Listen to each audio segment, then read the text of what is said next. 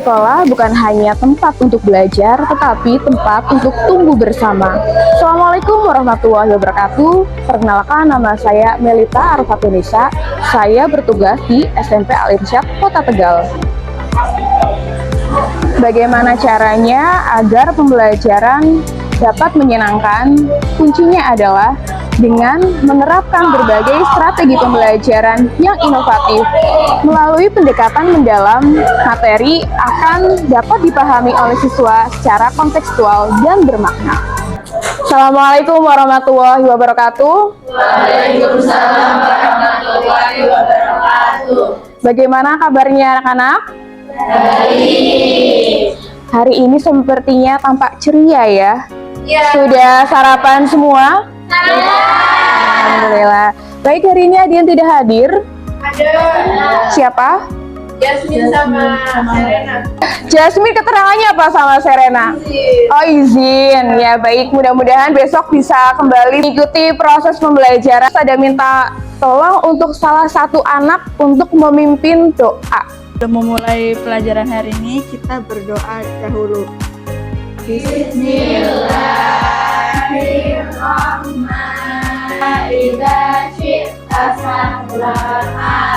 Mudah-mudahan dengan doa tadi, pembelajaran hari ini dapat berjalan dengan lancar. Untuk memulai pembelajaran hari ini, kita akan membuat kesepakatan kelas dulu. Dan kelas ini akan tertib dan terarah.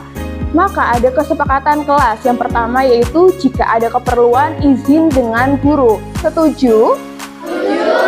Selanjutnya, tidak bercanda atau mengobrol dengan teman. Jadi kalian harus serius untuk mengikuti pelajaran IPA pada hari ini. Kali pembelajaran hari ini, mari kita melakukan asesmen diagnostik awal atau pretest. Pada kesempatan hari ini, asesmen diagnostik awalnya menggunakan kuisis mode paper. Di sini ada kertas yang akan saya bagikan, di mana ada QR-nya.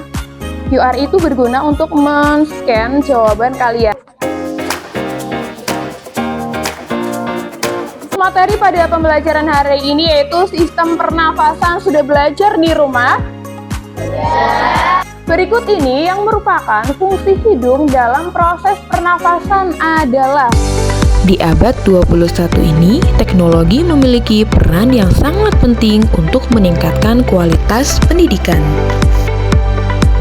Ya, ada berapa nih? Yang betul ada 16 anak, yang menjawab salah ada 7 anak. Tujuan pembelajaran pertama, melalui visualisasi 3 dimensi atau augmented reality, diproyeksikan melalui gawai atau handphone.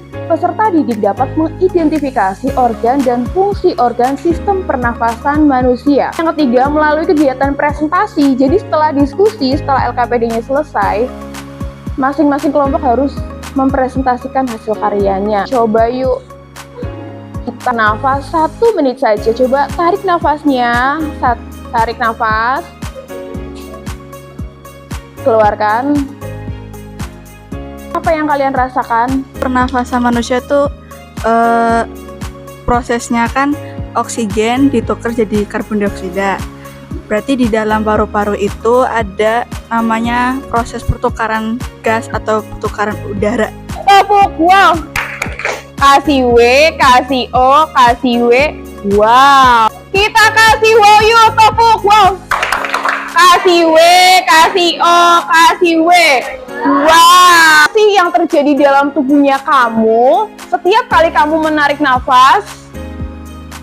Seberapa sadar kamu tahu bahwa itu merupakan proses kehidupan yang sangat penting? Bayangkan saja 1 menit saja kamu berhenti bernafas. Apa yang terjadi? Sesak. Ternyata tubuhnya itu terkena asma. Nafasnya sesak. Iya. Kira-kira apa sih membuat kamu sesak? Penyebabnya apa? Kayak misalnya habis kecapean olahraga, habis lari-lari gitu. Untuk teknik penilaian pada hari ini yaitu ada pretest dan posttest. Tadi kan sudah pretestnya, nanti tinggal posttestnya di akhir. Kemudian hasil karya dan presentasi eksperimen hasil karya, diskusi kelompok, presentasi, kemudian tanya jawab. Bayangkan ketika kamu naik kelas, kamu melewati tangga. Nafasnya kamu gimana? Ritmenya gimana? Cepat atau lambat? Pada kesempatan kali ini, penyampaian materi menggunakan video 3 dimensi sistem pernapasan manusia.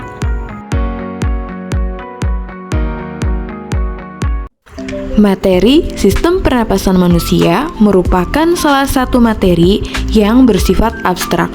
Untuk memudahkan pemahaman materi, saya kemas dalam bentuk 3 dimensi atau augmented reality menggunakan aplikasi Asmler Edu.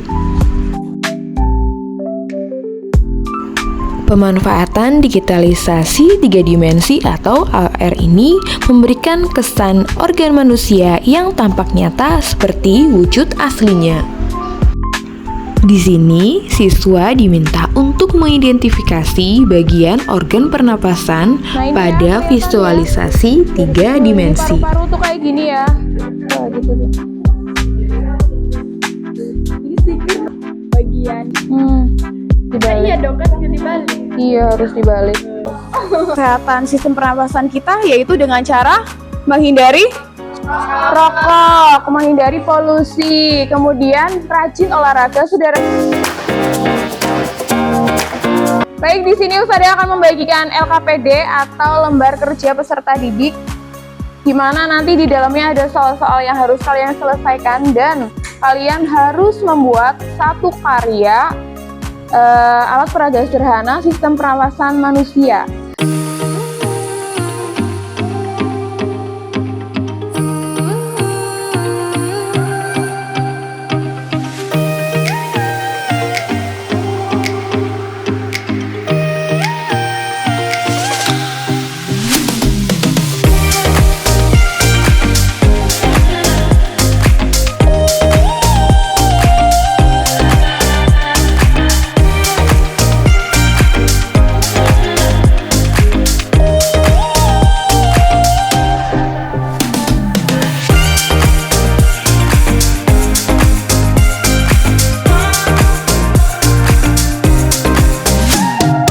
Selesai semuanya? Tepuk 5. Siap ya? Tepuk 4 2 kali. 1 5 dan 3. Tadi untuk membuat pola angka 5, angka 6, angka 7, angka tepuk tangan buat kita semua.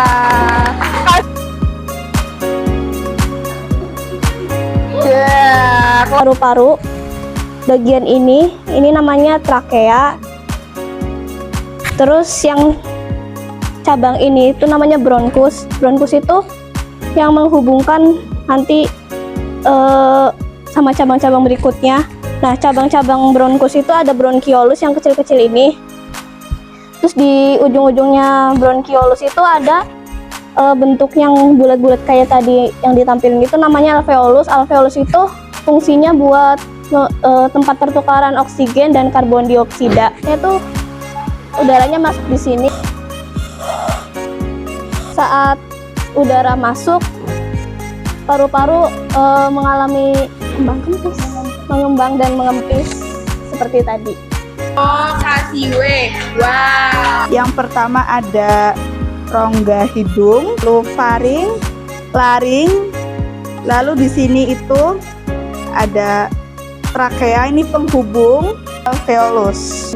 Biasanya kecakapannya pertukaran gas. Dina sering berolahraga di pagi hari di taman kota. Ia merasa lebih segar dan tidak mudah lelah setelah berolahraga. Jelaskan pengaruh olahraga terhadap kinerja sistem pernafasan. Aktivitas olahraga termasuk aktivitas yang mempengaruhi pernafasan dan melatih pernafasan, yang dimana aktivitas tersebut akan membuat diafragma dan paru-paru akan bekerja lebih aktif. Assalamualaikum warahmatullahi. Terus selalu ada paru-paru. Di dalam paru-paru itu ada alveolus yang berfungsi untuk di alveolus terjadi pertukaran gas, oksigen dan karbon dioksida. Ketika ditarik, maka balonnya akan mengembung seperti ketika kita bernafas. Maka paru-paru kita akan mengempis dan mengembang dan mengempis. Apresiasi untuk yang kelompok terbaik. Kira-kira kelompok yang terbaik 1, 2, atau 3 atau 4 ya? Kelompok 1. Oke, sepertinya semuanya sudah baik. Jadi ini untuk semuanya. Berikan kesimpulan pada pembelajaran hari ini. Jangan merokok, berolahraga, makan makanan yang bergizi, tidur yang teratur. Menurut kamu, tolong jelaskan bagaimana ritme pernafasan manusia dilihat dari aktivitasnya. Aktivitas berat menyebabkan pernapasan menjadi lebih cepat karena tubuh membutuhkan lebih banyak oksigen untuk menghasilkan energi. Jadi, aktivitas berat ritme pernapasannya itu lebih cepat dibandingkan dengan seperti kita duduk ataupun diam. Refleksi pembelajaran menggunakan sticky notes yang diisi oleh siswa dan ditempel di papan tulis. Kesan dari siswa, seru banget. Belajar berkelompok bikin cepat paham dan gak membosankan. Pembelajaran hari ini sangat menyenangkan dan tidak ada kritik untuk pembelajaran.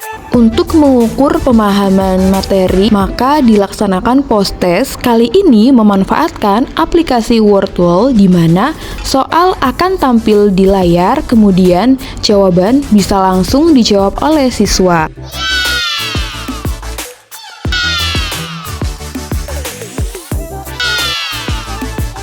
Mengingatkan kembali untuk pertemuan selanjutnya materinya yaitu sistem pencernaan manusia. Jangan lupa belajar. Sebelum pembelajaran diakhiri, mari kita saling mengingatkan untuk selalu menjaga sistem pernafasan kita dimulai dari menghindari polusi dan asap rokok, makan makanan yang bergizi, dan olahraga yang teratur. Tetap jaga kesehatan ya. Terima kasih. Assalamualaikum warahmatullahi wabarakatuh. Perkenalkan saya Safira dari kelas 8B.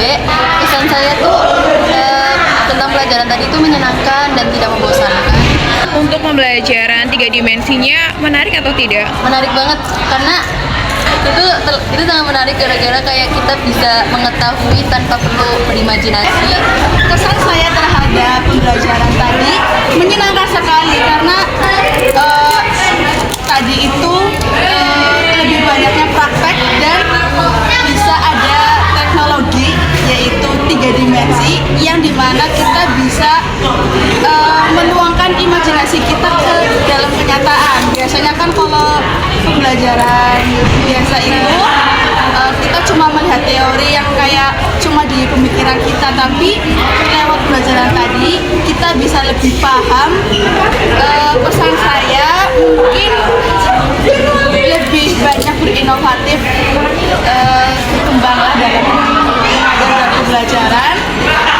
Ya mungkin itu saja pesan-pesan dari saya. Baik Bapak Ibu, hari ini saya akan memberikan sedikit inovasi pembelajaran tentang 3 dimensi yang berbasis 3 dimensi atau augmented reality. Di sini saya menggunakan Assembler Edu untuk membantu dalam pembelajaran supaya yang sifatnya abstrak, materi yang sifatnya abstrak bisa terrealisasikan dalam bentuk nyata. Nah, di sini ada QR yang bisa diakses oleh Bapak Ibu. Kan bisa dibuka QR-nya. Seperti ini ya Bapak Ibu. Ini kebetulan saya mengambil materi sistem pernafasan manusia. Di sini nih ada model dari trakea atau di dalam paru-paru bagian dalam.